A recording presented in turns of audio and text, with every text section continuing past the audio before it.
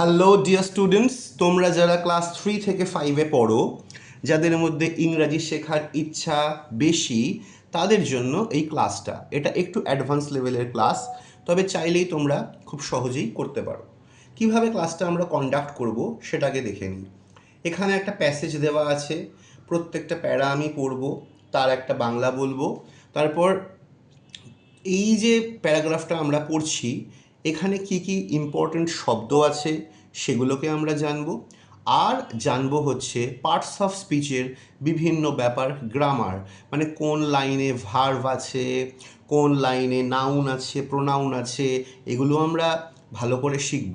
আমরা সকলেই এগুলো কিছুটা শিখেছি, কিছুটা জেনেছি, কিন্তু প্র্যাকটিস করলে আমাদের শেখা এবং জানাটা আরও ভালো হবে। তাহলে চলো ক্লাসটা শুরু করা যাক। কি বলছে?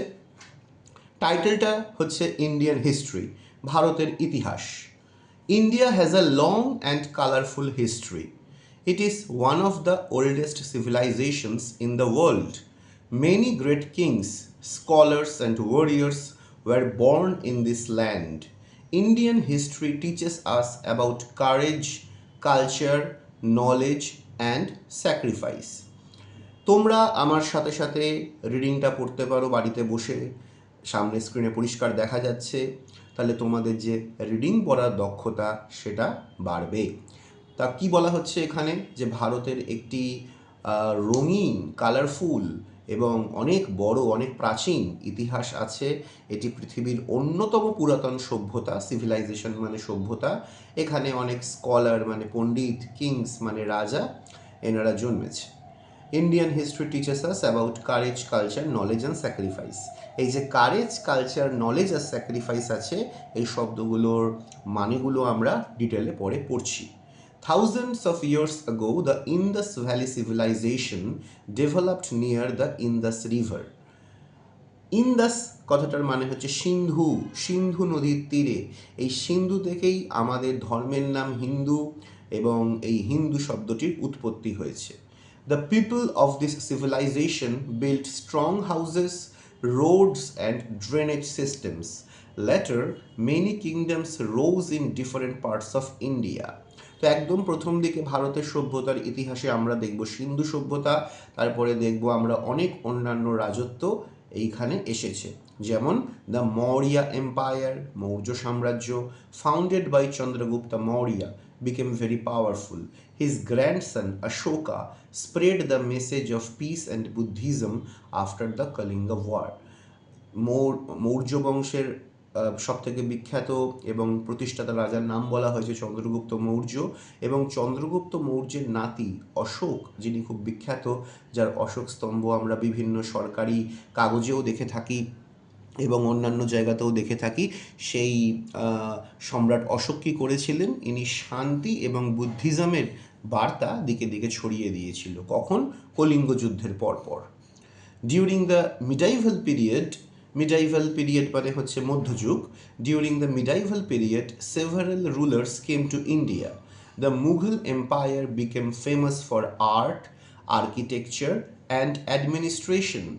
Akbar was known as a wise and fair ruler. Many beautiful buildings were built during this time. মধ্যযুগে অনেক শাসক এসছে ভারতে, তাদের মধ্যে সবথেকে বিখ্যাত নাম করা হচ্ছে মুঘল সাম্রাজ্য। তারা তাদের শিল্প, কলা, প্রশাসনের জন্য বিখ্যাত। এই মুঘল যুগের সবথেকে বিখ্যাত সম্রাটের নাম আকবর।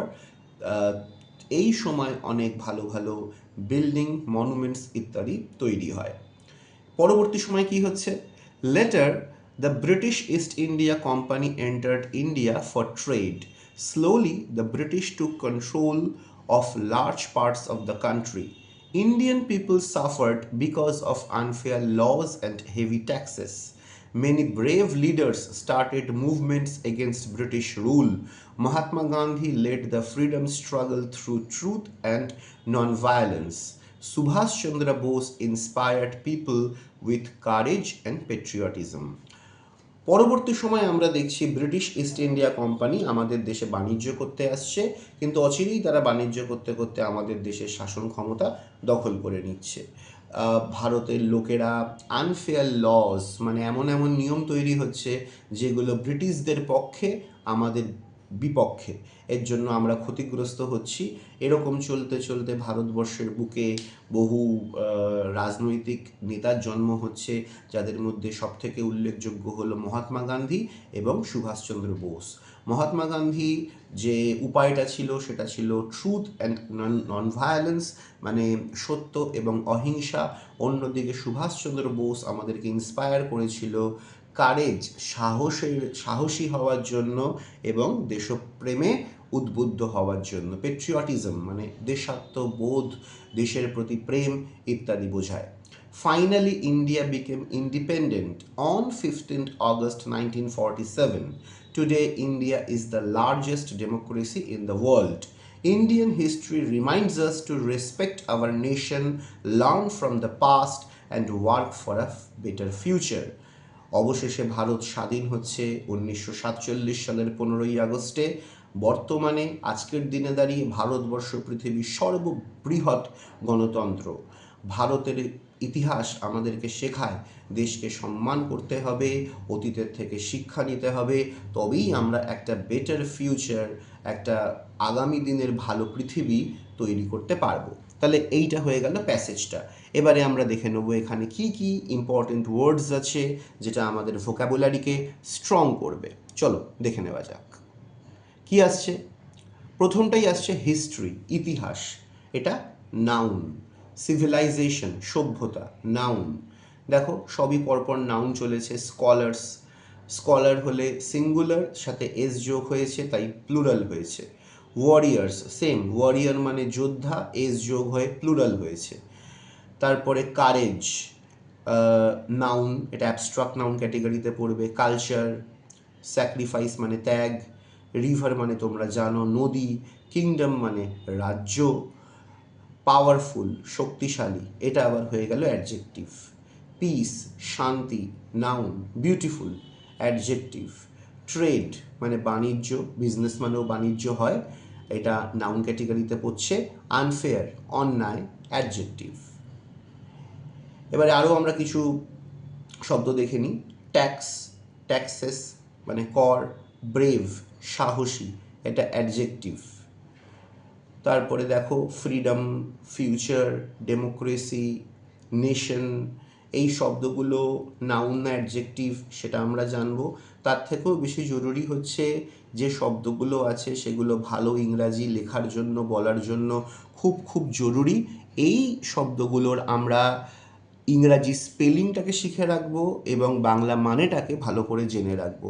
আর যদি সম্ভব হয় এগুলো দিয়ে একটা করে বাক্য রচনা বানানো যায় তাহলে খুব খুব ভালো হয়। এবারে আমরা চলে আসবো পার্টস অফ স্পিচ, গ্রামারের বিভিন্ন জিনিস বুঝবো। তা কীভাবে বুঝবো? যে প্যাসেজটা আমরা পড়েছি সেখান থেকেই একটা আমরা লাইন নিয়েছি, একটা বাক্য নিয়েছি, আর সেই বাক্যটার মধ্যে, সেই লাইনটার মধ্যে কি কি পার্টস অফ স্পিচ আছে, গ্রামার শেখবার কী কী ব্যাপার আছে সেগুলো আমরা দেখে নিই। তাহলে প্রথম সেন্টেন্সটা কি? India has a long and colourful history. এখানে ইন্ডিয়া নাউন, হিস্ট্রিও নাউন, ঠিক আছে।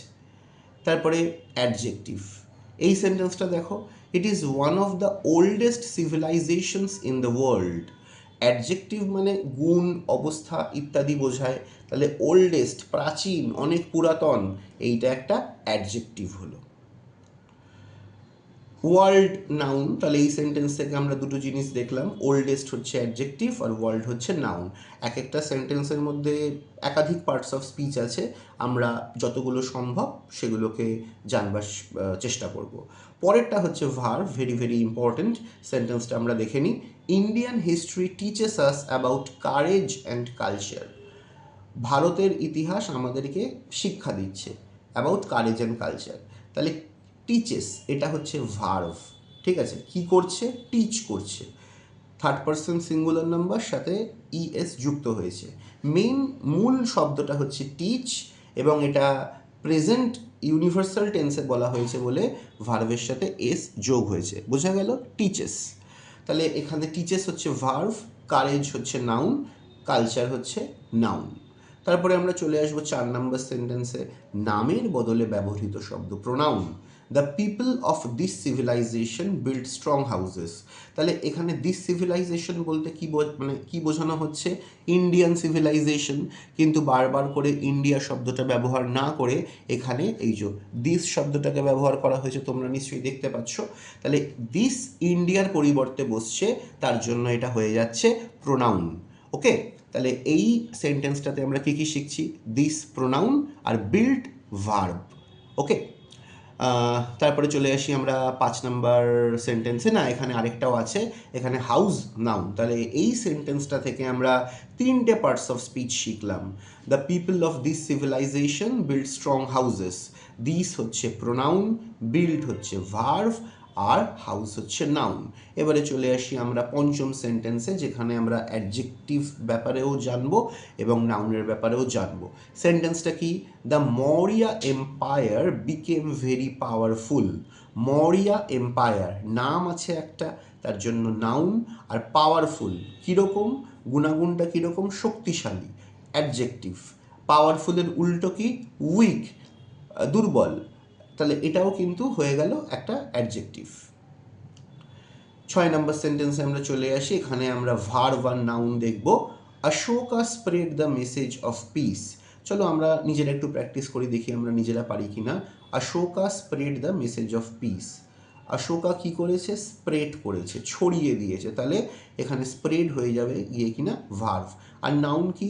নাউন অশোকা নিজে, মেসেজ নিজে, ঠিক আছে। পিস সেটাও নাউন।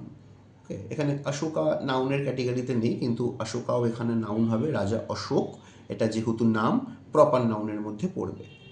দেখো বলতে বলতে প্রপার নাউনে চলে এসছে।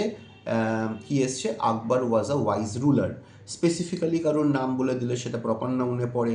আগের বাক্যে দেখলাম আমরা অশোক, এই বাক্যে দেখতে পাচ্ছি আমরা আকবর।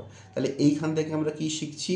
আকবর এই সেন্টেন্সে প্রপার নাউন, রুলার হচ্ছে নাউন, এবং ওয়াইজ হচ্ছে adjective. Last but not the least হচ্ছে কনজাংশন, যে শব্দ দুইটি অংশকে যুক্ত করে। যেরকম দেখো এইখানেই আমরা দেখতে পাবো। ওকে, এখানে কনজাংশনটার ডেফিনেশনটা আমি বলে দিলাম, কিন্তু এখানে সেন্টেন্সটাকে দেখে নিই, তারপরে আমি আরেকটা সেন্টেন্স বলবো, সেখানে কনজাংশনটাকে আমরা ভালোভাবে বুঝতে পারবো। ওকে, সেন্টেন্সটা কি বলছে? The British took control of large parts of the country. Took verb, large adjective, country noun. এবারে কনজাংশনে তো অ্যান্ড থাকে, বাট থাকে, এগুলো এই সেন্টেন্সটাতে দেওয়া নেই। আমি তোমাদেরকে একটা সেন্টেন্স বলছি, সেটা তোমরা লিখে নাও, তাহলে তোমরা বুঝতে পারবে কীরকম সেন্টেন্সটা হতে পারে। The British to control of large parts of the country and they looted our country. ঠিক আছে, এই যে প্রথম যে সেন্টেন্সটা এখানে দেখা যাচ্ছে সেইটা একটা, তার সাথে আমি যেটা বললাম সেইটা আরেকটা, যুক্ত কি দিয়ে হলো? অ্যান্ড দিয়ে হলো। তাহলে যখন দুটো ইন্ডিপেন্ডেন্ট সেন্টেন্স যে শব্দের দ্বারা যুক্ত হবে, সেই শব্দগুলোকে আমরা কনজাংশনস বলবো। ওকে, তারপরে আমরা চলে আসি অ্যাডভার্ভ, যে ক্রিয়াকে বর্ণনা করে। Slowly the British took control. এখানে ভার্ভ হচ্ছে টুক, ভার্ভটা কিভাবে হয়েছে? স্লোলি, যেটা ভার্ভকে বর্ণনা করছে। মানে আমি হাঁটছি, আমি জোরে হাঁটছি, তাহলে জোরে এটা হয়ে গেল অ্যাডভার্ভ। আমি হাঁটছি, ভার্ভ। আমি আস্তে হাঁটছি, এই আস্তে বা জোরে এটা হয়ে গেল অ্যাডভার্ভ। তাহলে এখানে বোঝা যাচ্ছে slowly the British took control, এখানে স্লোলি অ্যাডভার্ভ টু ভার্ভ। তারপরে প্রিপোজিশন ভেরি ইম্পর্ট্যান্ট। আমাদের সব সময় প্রত্যেকটা পরীক্ষাতেই আর্টিকেল প্রিপোজিশন থেকে কম করে 3 থেকে 5 নম্বরের প্রশ্ন কিন্তু আসে। তা কি বলা হচ্ছে এখানে সেন্টেন্সটা? India became independent on 15th August 1947। On হচ্ছে প্রিপোজিশন, ইন্ডিপেন্ডেন্ট হচ্ছে অ্যাডজেক্টিভ। তা অন, ইন, অ্যাট, অ্যাবাউট এরকম প্রচুর আছে, এগুলো সবই প্রিপোজিশনে পড়বে। তারপর তোমরা নিজেরা এখানে চাইলে করতে পারো। India has a long history, এখানে কোনটা নাউন আছে, কোনটা ভার্ব আছে, এরকমভাবে আছে, এগুলো তোমরা করতে পারো। তবে একটা কথা বলছি, এগুলো সবটাই অপশনাল। যাদের শেখবার ইচ্ছা আছে, জানবার ইচ্ছা আছে, তারা এগুলো করবে, আমার সাথে যোগাযোগ করবে। এটা বাধ্যতামূলক হোমওয়ার্ক নয়, এটা অপশনাল। তোমার যদি শেখবার জানবার খিদে থাকে তাহলেই তুমি এটা করো। আমি চাইবো তুমি এটা করো, কিন্তু সিদ্ধান্ত তোমার বা তোমাদের হাতে।